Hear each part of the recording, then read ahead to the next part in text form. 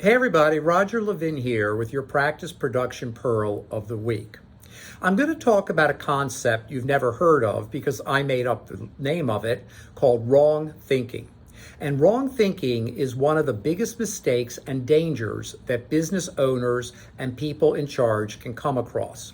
Because wrong thinking means that whatever you're thinking is wrong, but you double down on it and you keep going as if it were right. The great analogy would be the stock market. We have a stock, it's dropping. The company is flawed, it's got issues, something's very wrong. So what do? We buy more of it because we're convinced we're right. And then it drops further and you lose more money. Well, that's a stock, but your practice is your ATM machine.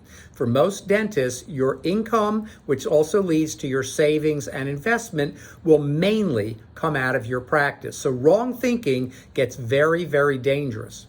And in my 37 years as the CEO of Levin Group, I have seen dentists who had wrong thinking before we met them, and it became difficult to impossible to bring their practice back because they were so bought in to the wrong thinking that they kept going and going and going, even though you could see the trends.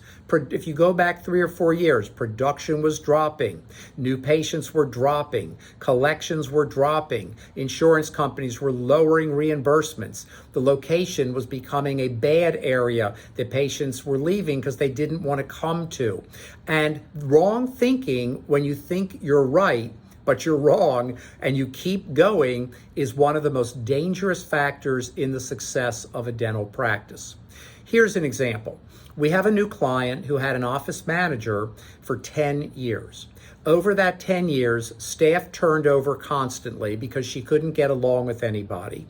If a good staff member was hired, she moved that person out because she viewed them as a threat. Oh, and by the way, they only know of $130,000 that she took on her own. We don't know how much more. And the point is that she was not the right person.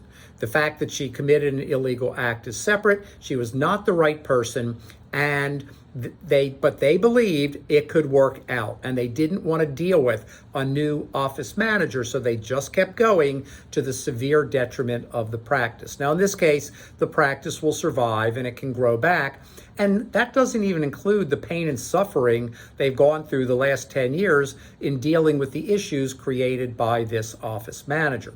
So that's just one example. There are hundreds of types of examples we could look at, but the main point is wrong thinking. Take the time to ask yourself, do I have this right?